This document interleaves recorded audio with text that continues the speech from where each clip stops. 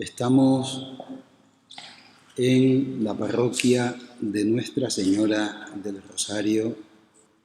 Su imagen hermosa nos preside en una localidad que se llama Valle de Guerra, en Tenerife, Islas Canarias, España. Y es una alegría inmensa poderme dirigir a estos queridos amigos participantes de este congreso en el que se quiere resaltar la importancia del rosario.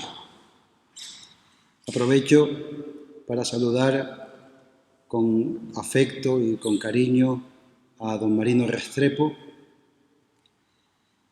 a sus colaboradoras Diana y Ángela, y a todas las personas que están haciendo posible este encuentro, que seguro a través de él muchas almas se acercarán a Dios a través de este instrumento celestial, porque procede del cielo, que es el Santo Rosario.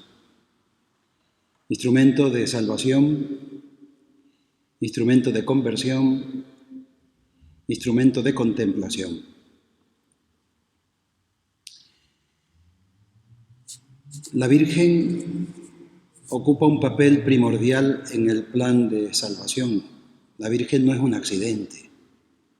La Virgen no es una opción. La Virgen es una esencia en el plan de Dios. La Santísima Virgen es el nexo de unión entre Dios y los hombres, el nexo de unión entre lo divino y lo humano, el punto de encuentro de Dios con los hombres. En ella y a través de ella, el Señor establece su morada entre nosotros, haciéndose igual en todo a nosotros, menos en el pecado. La Virgen no es una casualidad, ni un acaso, ni un azar. La Virgen es fruto de una elección amorosa de Dios desde toda la eternidad. La Virgen Santísima participa del plan redentor de Cristo como ninguna otra criatura. Por eso con justicia también la llamamos corredentora. Sabemos perfectamente que esa corredención es participada también por todos nosotros, que colaboramos con Cristo en el plan de salvación. Benedicto XVI afirmaba que Dios nuestro Señor al hombre no lo establece como un ser pasivo en el plano de la salvación, sino que lo introduce en la dinámica de la salvación. Le hace un ser activo, participante. Pues la Virgen, como Madre del Señor, como Madre de Dios, como Madre nuestra, tiene un papel preponderante en todo este plan salvífico del Señor. Recibe de Dios varias visiones, muchas. Al ser madre suya y madre nuestra, pues tiene que ejercer de madre. Y ejerce de madre desde que concibe a Cristo en su seno. Y ya en la mente de Dios, desde toda la eternidad, es la madre de todos los hombres y la mujer a través de la cual el Señor establecería esa enemistad perpetua entre su descendencia y la serpiente. Ella, a lo largo de la historia, se ha manifestado muchas veces y ha expresado la importancia del rosario. Y es que el rosario es una oración evangélica, completamente evangélica. Es un repaso de toda la vida de Jesucristo. Es un recorrer todos los pasos del Señor. Y ella, como maestra de oración, nos va guiando a través de esas contemplaciones dándonos a conocer a Cristo e interiorizando en nuestro corazón y en nuestra alma sus gestos, sus palabras, sus hechos, que son salvíficos. La Virgen por eso es maestra de oración. La oración hace propicia la gracia. La oración es la respiración del alma. Así como la Sagrada Comunión es el alimento del alma, la respiración del alma es la oración. Y el rosario que ha fraguado en el pueblo de Dios y en los pastores de una manera primordial es precisamente por esto, porque es una oración que está fundamentada y basada en la vida de Cristo. En la vida de Cristo, su madre es muy importante. La madre para él fue una impronta. Tenía un parecido físico con su madre. Aprendió en cuanto hombre muchas cosas de su madre. Su madre, de alguna manera, influyó en su personalidad y en su identidad humana. La sangre y la carne de Cristo, decía San Agustín, es carne y sangre de María. Por tanto, a mí me molesta mucho cuando oigo decir a algunas personas, es que a la Virgen hay que colocarla en su sitio. ¿Qué quieren decir con eso? En el sitio en el que ella está la ha colocado el mismo Dios y la ha elevado por la gracia por encima de todas las criaturas. En el orden de la santidad y de la gracia está por encima de los ángeles y de todos los santos, pero por deseo expreso de Dios, y que además responde a una lógica divina. Estaba destinada a ser la madre del Señor, la que no podía conocer en ningún momento el mal ni el pecado, ni siquiera su sombra. Por eso, ya en el protoevangelio se nos dice, pongo enemistad entre ti y la mujer, entre su estirpe y la suya. Ella no ha sido dañada por el mal, por el demonio, por la serpiente, porque precisamente estaba destinada a ser el instrumento por el que el Verbo de Dios se iba a hacer carne entre nosotros. La Virgen está en el puesto que Dios la ha colocado. Y por eso, por ser Madre de Dios, es Inmaculada Concepción desde el primer instante de su ser natural. Es decir, no conoció en ningún momento de su vida el mal. No hubo sombra de mal ninguno en su vida, pero es lo normal, es lo lógico. El ángel, cuando la llama llena de gracia, está haciendo alusión precisamente a esa santidad única de la que fue adornada María,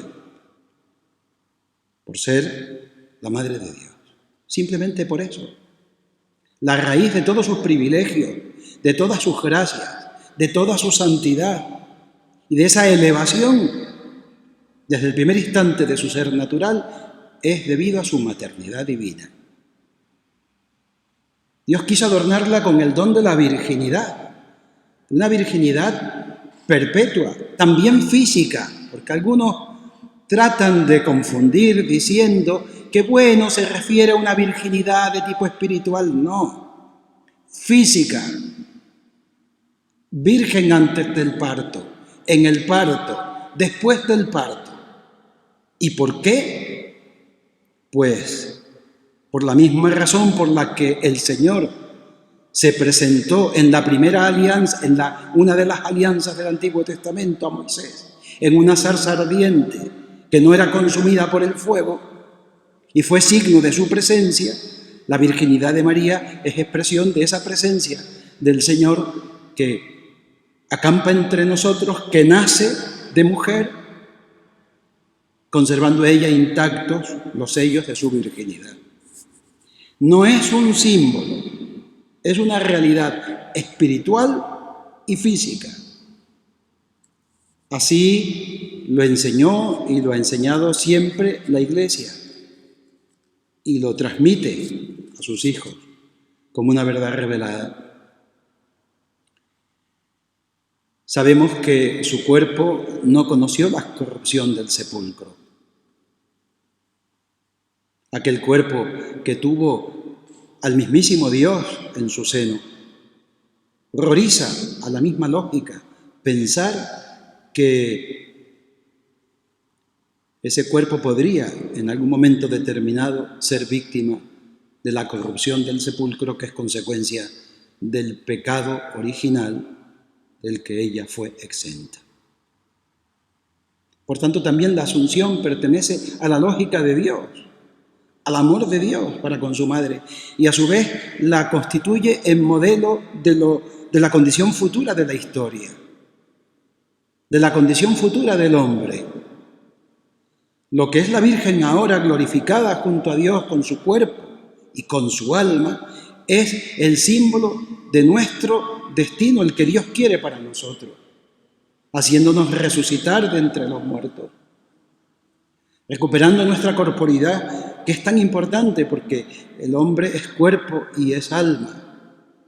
Y la asunción de la Virgen también hace alusión a otro tema teológico que se discute y no debería de discutirse porque es claro y definido por el magisterio de la Iglesia, que es la escatología intermedia. Si todos los cuerpos resucitan en el instante de la muerte, no tiene ningún sentido la fiesta de la Asunción. Sabemos que es un privilegio de la Madre de Dios. ¿Habrán podido gozar de ese privilegio otras criaturas, otras personas? Pues es posible. Algunos teólogos lo afirman de San José, de San Juan Bautista, pero con seguridad absoluta, con certeza y con fe divina y católica, lo sabemos de la Madre de Dios. Asunta en cuerpo y alma a los cielos. Y es lógico. Jesucristo asoció a su madre a su muerte, a su resurrección, como primicia de la humanidad redimida. Bueno, pues la Virgen, después de asunta a los cielos, sigue ejerciendo como madre, sigue llevando a cabo esa misión que el Señor le encomienda. La intercesión de María y de los santos sabemos que está supeditada a la única y exclusiva y gran intercesión del único mediador entre Dios y los hombres, que es Cristo. Pero en Cristo todos somos mediadores, en Cristo somos todos intercesores. En el Antiguo Testamento es constante la intercesión de los patriarcas, la intercesión de los profetas por el pueblo de Dios, cuando se extravía de los caminos señalados por la ley. Y Dios escucha los ruegos. Por ejemplo, recuerden a Moisés, cuando logró que Dios no extinguiera sobre la faz de la tierra al pueblo de Israel. Recordamos también cómo María consigue de Cristo el que lleva a cabo su primer milagro en las bodas de Caná. La intercesión de la Virgen y de los santos está clarísima, es una revelación explícita en las Sagradas Escrituras y en la tradición de la Iglesia. La Virgen, a lo largo de la historia, se manifiesta y se ha manifestado muchas veces a hombres santos, a mujeres santas, a personas elegidas por Dios, y ella siempre ha tenido, como si dijéramos, la misión de señalarnos el camino que conduce a Cristo. Por eso en la salve decimos: muéstranos a Jesús, el fruto bendito de tu vientre. Ella lo sigue haciendo, y cuando de alguna manera ella revela la importancia del rosario, y lo hace en varios momentos históricos, se dice de Santo Domingo de Guzmán como su origen, luego en las distintas apariciones como Lourdes, Fátima, etc. La Virgen ha insistido en el rezo del rosario.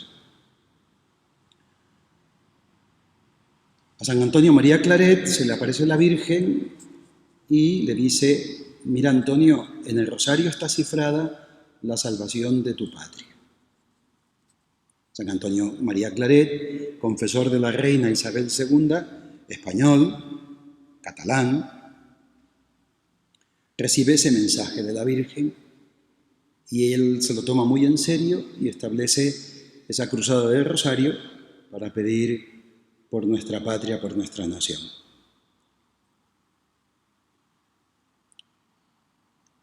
El Rosario, que recorre todos los misterios de la vida del Señor y de la Virgen, es una oración contemplativa. Es una oración vocal. Es una oración también en la que nos podemos detener a aprender a seguir los pasos de Cristo. Algunos afirman que es repetitiva, que es cansina, que es siempre lo mismo, pero la vida del ser humano se compone siempre de lo mismo. ¿Cuántos gestos repetimos a lo largo del día que no nos cansan? Por ejemplo, cuando besamos a nuestra madre. ¿Quién lleva la cuenta de los besos que le da a su madre al salir, al entrar a casa?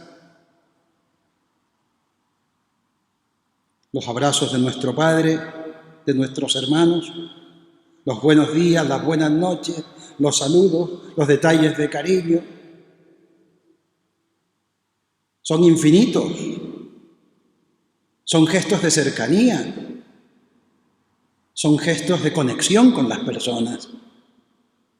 Y en el Rosario recordamos a la Virgen las palabras del ángel por las que fue anunciado el que iba a ser la madre del Mesías, la madre del Señor. ¿Cuánto le gusta oírlo?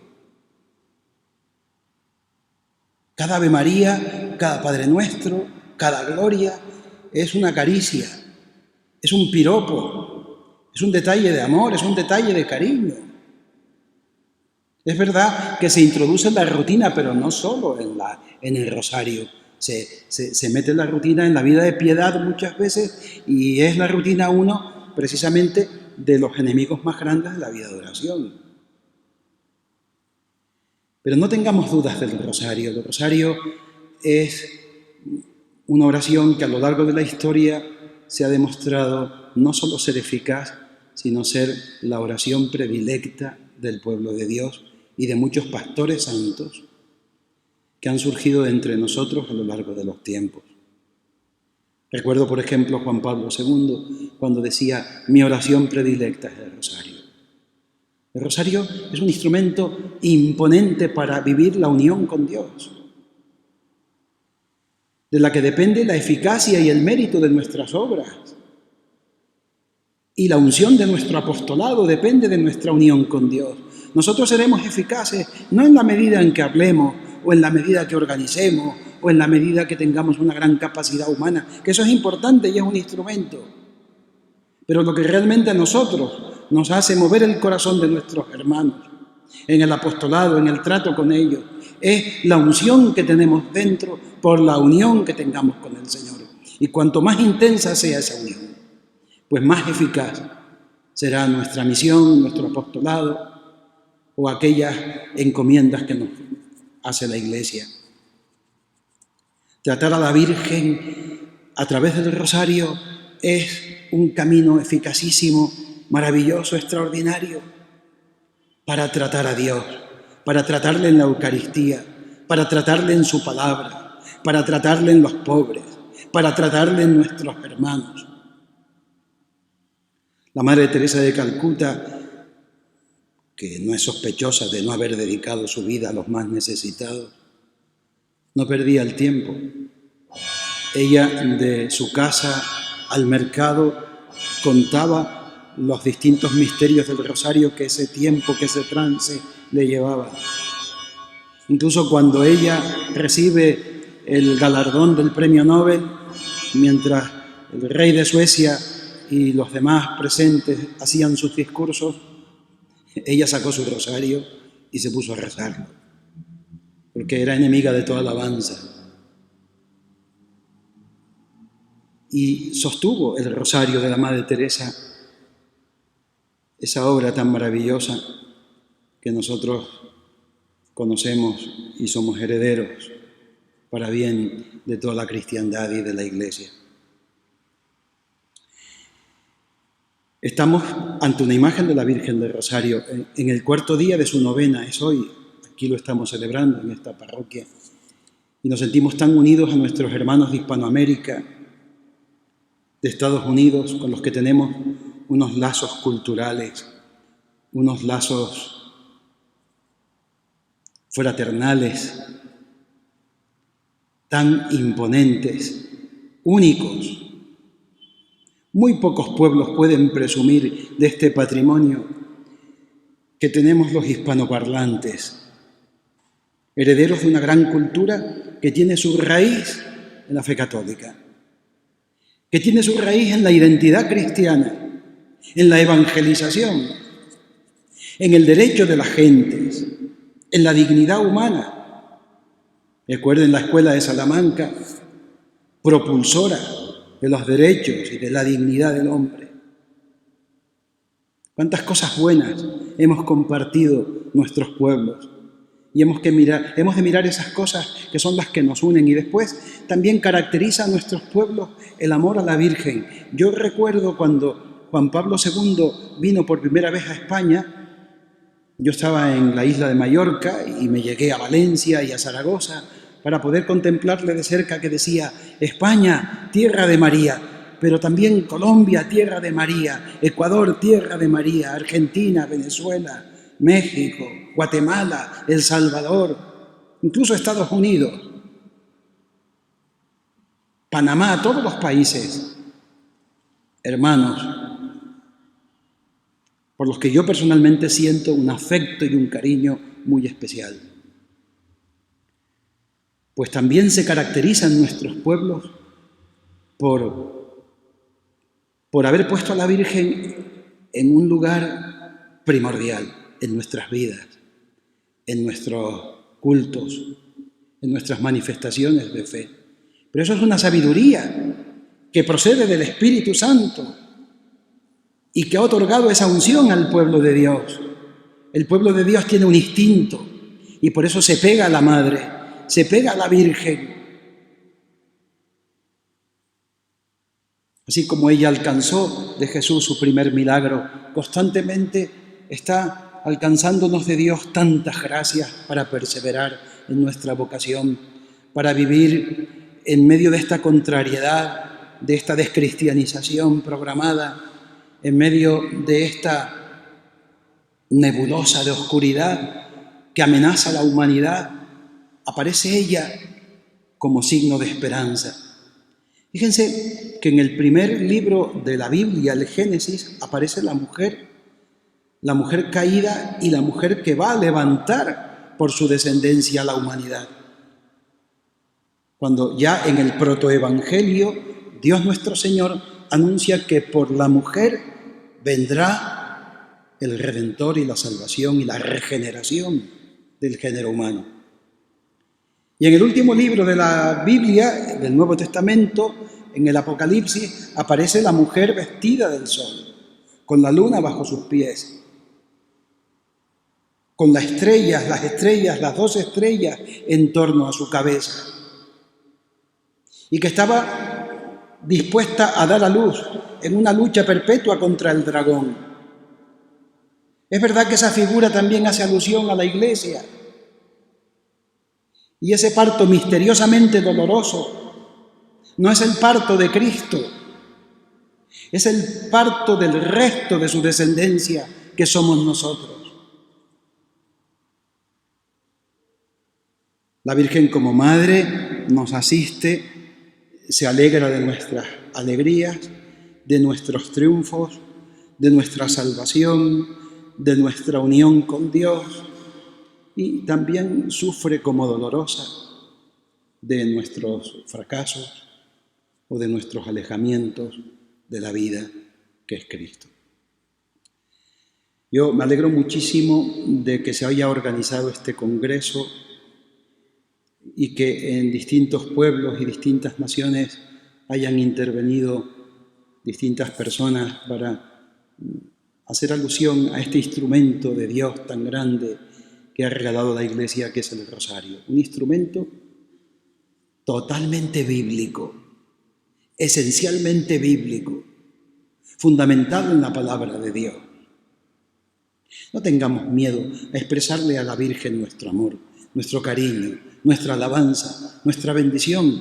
Me llamarán bienaventurada todas las generaciones, y cuando estamos exaltando a la Virgen, estamos exaltando al mismo Dios. Es la obra más excelsa salida de sus manos. Decía Santo Tomás de Aquino, no puede haber perfección mayor que la que Dios depositó en la Virgen. E incluso Santo Tomás habla de la omnipotencia suplicante y de la dignidad infinita en el orden moral, por su unión con el Verbo de Dios.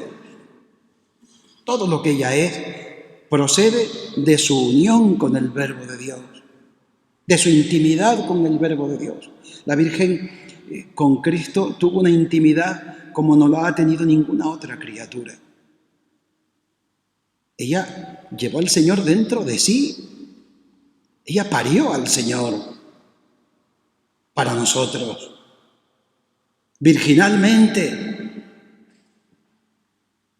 Ella alumbró al Señor para este mundo que estaba en tinieblas, y una gran luz le brilló.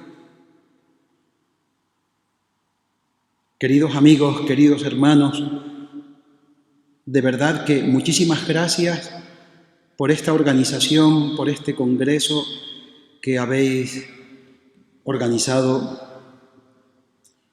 y que no tiene otro fin ni otro propósito que el dar a conocer a la humanidad este instrumento magnífico de evangelización, de oración, de unión con Dios, que es el Santo Rosario. Me ha dado mucha alegría también saber que mi obispo, don Bernardo, ha tenido una intervención magnífica en este congreso, y que, bueno, pues la diócesis de Tenerife, de las Islas Canarias, que fue siempre el puente de la hispanidad. Las Islas Canarias eran el lugar de paso de todos los que iban y de todos los que venían. Y por eso son llamadas las islas el puente de la hispanidad. Me alegro muchísimo de que nos hayáis dado esa oportunidad de poder aportar este pequeño granito de arena que no pretende otra cosa que incrementar ese amor a Dios y ese amor a la Santísima Virgen. Mirad, yo quiero terminar con las palabras de San Bernardo, que decía que el amor a la Virgen, también lo reitera San Alfonso María de Ligorio, es un signo de alguna manera de predestinación. ¿Cuántas veces le decimos, ruega por nosotros pecadores, ahora y en la hora de nuestra muerte? Pues mirad, sí, ella se toma en serio nuestra palabra. Ella nos va a asistir, nos está asistiendo. Y en el momento supremo de nuestro encuentro con Dios, al final de nuestra vida, seguro que la tendremos como Madre amorosa junto a nosotros. Pues le damos gracias al Señor por medio de la Virgen del Rosario. Yo voy a terminar con una oración que hacemos aquí en la novena, al terminar el himno a la Virgen, que dice así: Virgen del Rosario, tu vista de mí no apartes. Ven conmigo a todas partes y danos, Madre, tu bendición. Concluyo pues con las primeras palabras del Magnificat. Proclama mi alma la grandeza del Señor. Se alegra mi espíritu en Dios mi Salvador. En el nombre del Padre, y del Hijo, y del Espíritu Santo. María, danza